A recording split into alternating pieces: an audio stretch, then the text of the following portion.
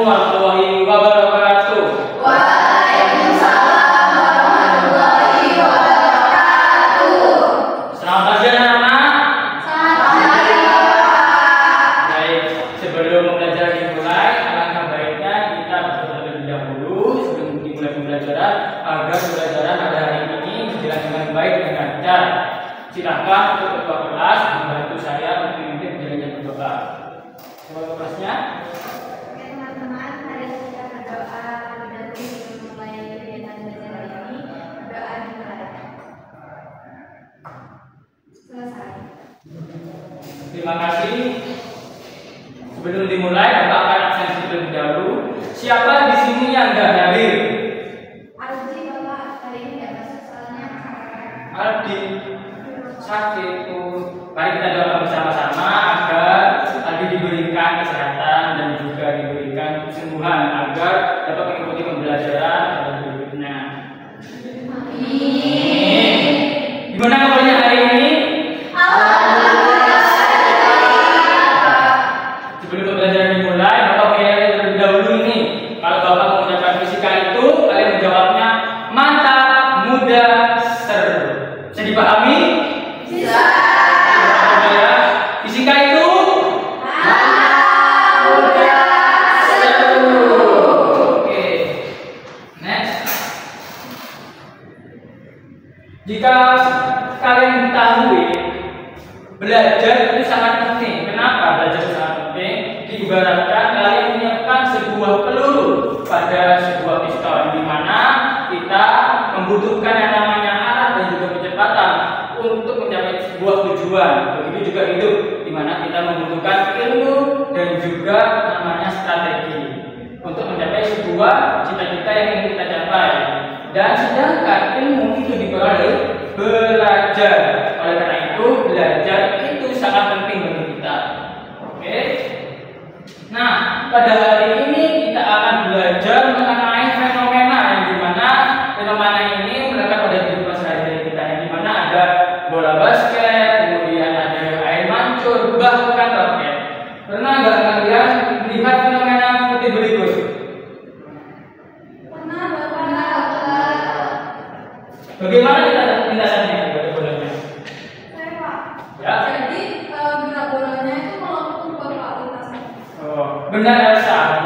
Bola tersebut memiliki arah yang melengkung dikarenakan bola tersebut mengalami gerak parabola, dan ini berhubungan dengan kedua pembelajaran kita pada hari ini, yaitu yang pertama menjelaskan konsep gerak parabola sebagai perpaduan dari GLB dan GLB. Yang kedua mengidentifikasi besaran fisika seperti sudut, kecepatan, tinggi dan jarak maksimum.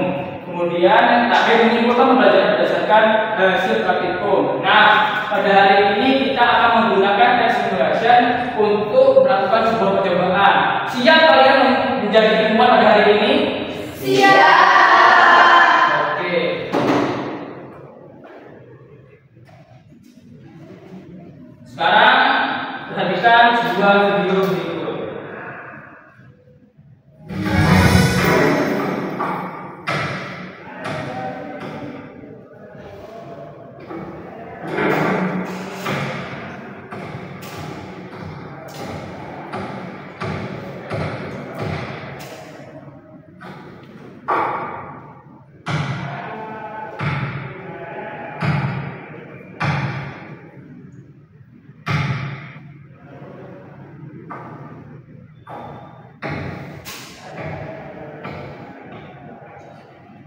Oke. Setelah kalian perhatikan video berikut tersebut, bagaimana kalian mengamati lintasan bolanya? Lintasannya melengkung, Bapak. Nah, sekarang pertanyaan Bapak, apa yang membuatnya itu lintasannya melengkung dan mengapa tidak menjadi lurus lintasannya? Ada yang bisa mendampingi untuk jawab? Saya, Bapak. Ya, silakan.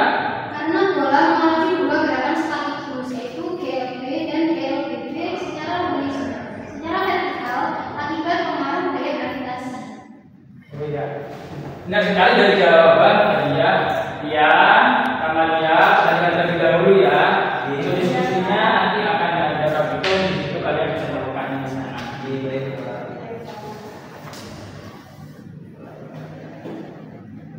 Baik, di sini saya akan menjelaskan mengenai pengertian gerak parabola, di mana gerak parabola gerak berdimensi suatu benda yang bergerak membentuk suatu sudut elevasi dengan sumbu x atau sumbu y, yang di mana pada sumbu x itu terjadi gerak lurus beraturan atau GLB, dan pada sumbu y itu terjadi gerak lurus berubah beraturan atau yang kita sebut dengan GLB.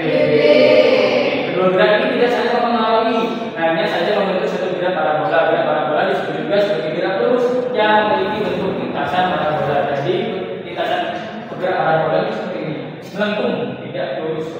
Karena di situ mengalami gerak parabola yang dipengaruhi oleh gaya gravitasi bumi.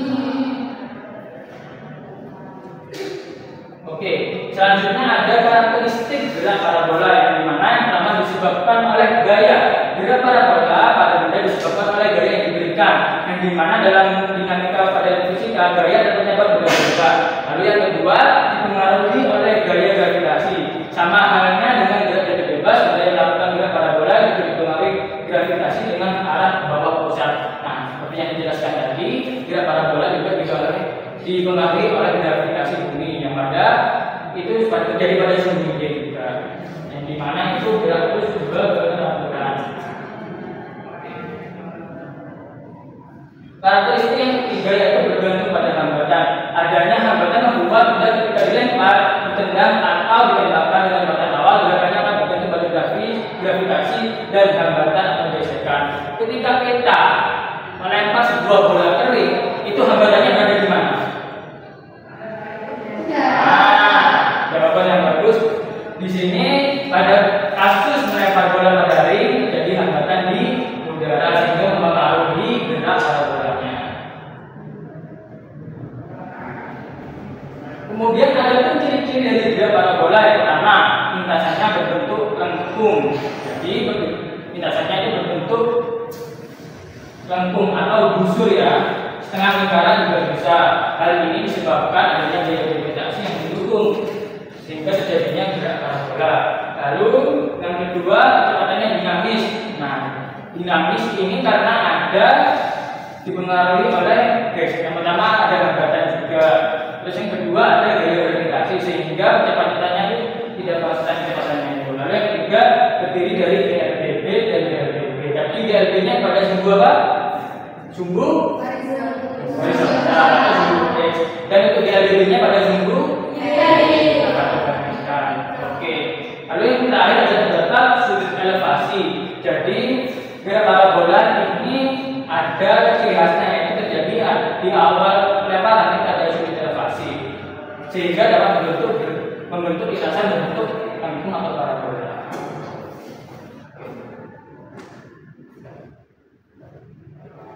Nah, sekarang siap kalian menjadi ilmuwan pada hari ini? Siap. Nah, sekarang kita akan meneliti mengenai apakah sudut elevasi mempengaruhi tinggi maksimum. Lalu yang kedua, apakah sudut itu juga mempengaruhi jarak maksimum. Sekarang Bapak bagi menjadi dua kelompok dan silahkan untuk membuka laptop yang sudah Bapak siap. Bapak sudah sebelumnya, oleh karena itu sekarang mulai bisa membentuk kelompok dan Bapak akan berikan APK. Silakan untuk kelompok. Untuk yang bagian kiri ini kelompok 1 dan sebelah kanan saya itu kelompok 2. Dan saya akan memberikan APK-nya. Ingat ya, dalam APK ini tercatat kita akan menggunakan kecepatan yang konstan yaitu 12 meter per second.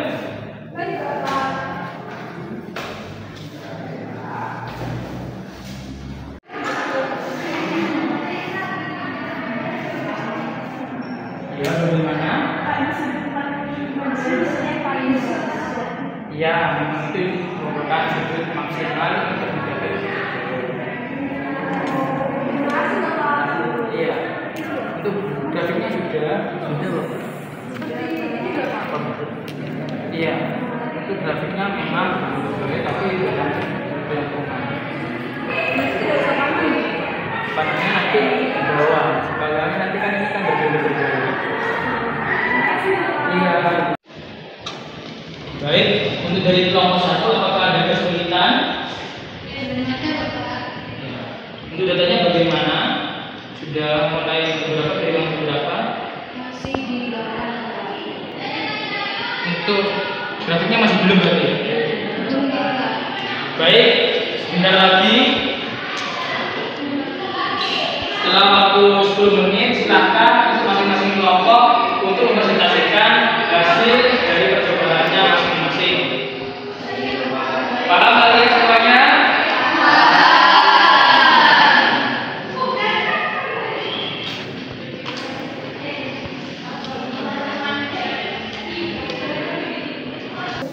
Baik, karena waktunya sudah habis, silakan untuk masing-masing kelompok 1 dan 2 kewakilan silakan untuk membacakan hasil dari praktikum. Silakan dari kelompok 1.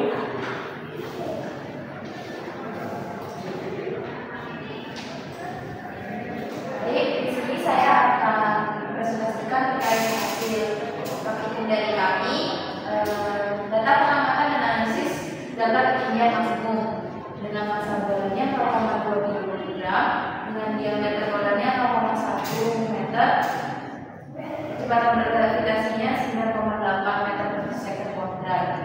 Sehingga hasil pengamatannya dari sudut elevasi 25 derajat mendapatkan ketinggian dari 3,1 meter, kemudian pada 30 derajat 4 meter, kemudian 35 derajat 5 meter, 40 derajat 6 meter, 45 derajat 7,1 meter, kemudian sudut elevasi 50 derajat 7,6 meter, 55 derajat 8 meter, 60 derajat 8,2 meter, kemudian 65 derajat 8,1 meter, sudut elevasi 70 derajat 7,6 meter, 75 derajat 6,8 meter, dan 80 derajat 5,7 meter, kemudian 85 derajat 4,3 meter, dan yang terakhir 90 derajat itu 2,9 meter.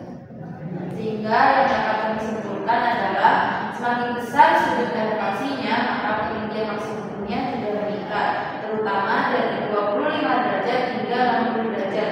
Namun setelah 60 derajat ketinggiannya mulai menurun perlahan. Oke, apakah ada pertanyaan dari kalian? Apakah sudah paham? Sudah. Oke, baik, terima kasih untuk kelompok 1. Silakan untuk kelompok 2 lakukan presentasi. Assalamualaikum warahmatullahi wabarakatuh. Waalaikumsalam warahmatullahi wabarakatuh. Kami dari perwakilan dari kelompok 2 akan membacakan hasil praktikum kami. Jadi di sini kami melakukan pengamatan dan analisis data jarak jauh, di mana digunakan massa bola itu 0,2 kg, diameter bolanya 0,1 meter, dan kecepatan gravitasinya 9,8 meter per sekon kuadrat. Di sini pada sudut elevasi 25 dihasilkan 26,2 meter. Pada sudut elevasi 30 itu dihasilkan 27,9. Pada sudut elevasi 35 itu dihasilkan 29,7. Pada sudut elevasi 40 itu dihasilkan 30,6 meter. Pada sudut 45 derajat dihasilkan 31 meter. Pada sudut 50 dihasilkan 30,4 meter. Pada sudut 55 dihasilkan 29,1. Pada sudut 60 dihasilkan 27,0. Pada sudut 65 itu dihasilkan 24,4. Pada sudut 70 dihasilkan 21 meter. Pada sudut 75 itu dihasilkan 17,2 meter. Pada sudut 80 dihasilkan 12,7 meter. Pada sudut 85 dihasilkan 7,5 meter. Dan terakhir pada sudut 90 dihasilkan 0 meter. Nah, di sini dapat kita simpulkan bahwa jarak horizontal itu meningkat dari sudut elevasi 25 sampai 45. Nah, kemudian jaraknya itu menurun pada saat 45 derajat ke atas. Jadi di sini artinya sudut kecil belum optimal. Nah, kemudian pada sudut 45 baru menghasilkan jarak yang kecil. Gitu, Bapak. Mungkin ada yang ditanyakan? Permisi ya Pak. Ya. Dari percobaan dari kelompok 1 dan kelompok 2 saya ingin bertanya, kenapa semakin besar sudutnya itu jaraknya kok malah makin pendek Pak? Pertanyaan bagus dari Rian. Baik, di sini akan saya jelaskan sedikit mengenai dari pertanyaan yang bagus. Sudah Pak, boleh. Ya silahkan. Terima kasih Arsa. Baik.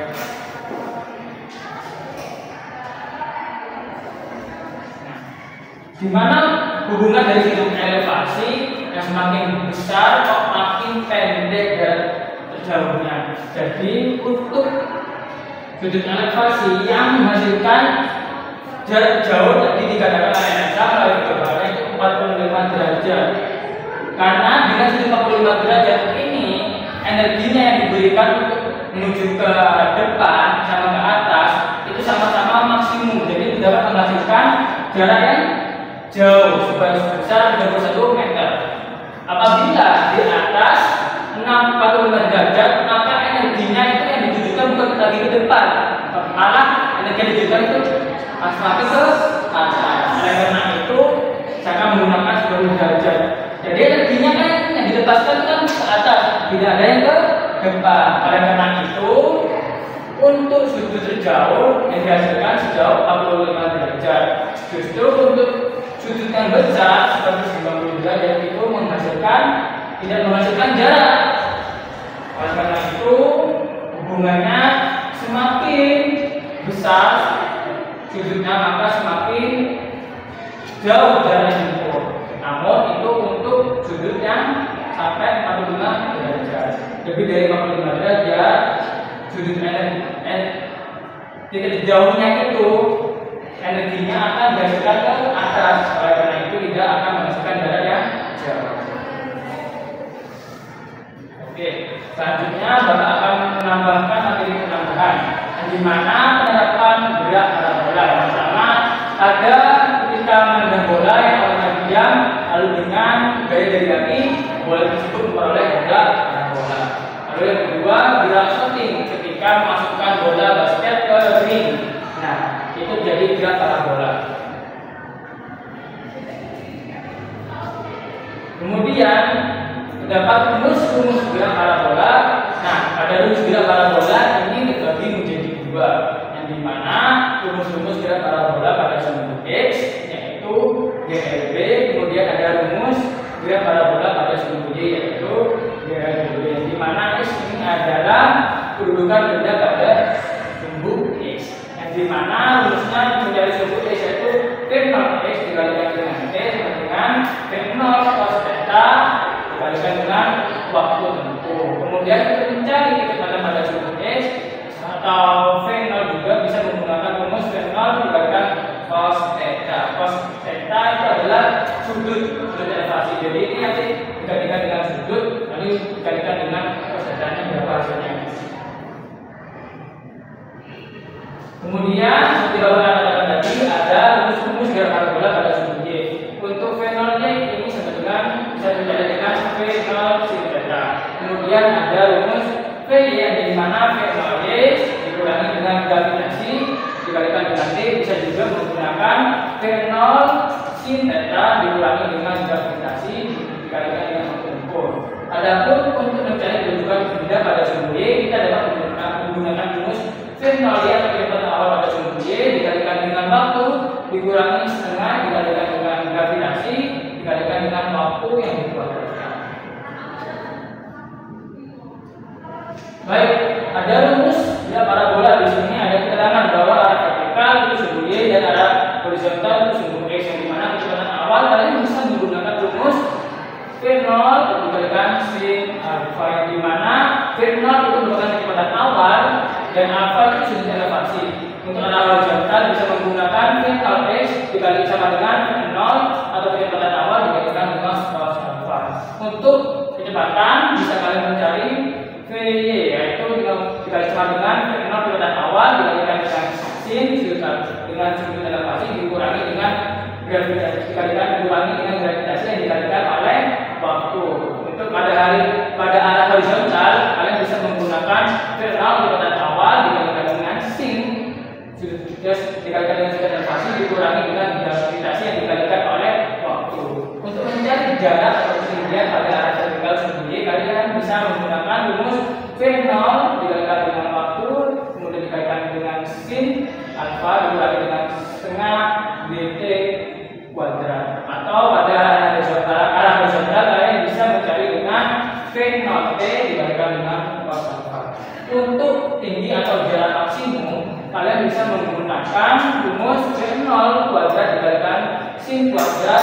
alfa dibagi dengan 2 dikalikan gravitasi. Untuk pada arah horizontal tersebut ya sekalian bisa menggunakan rumus P0 kuadrat sin 2 alfa dibagi dengan gravitasi.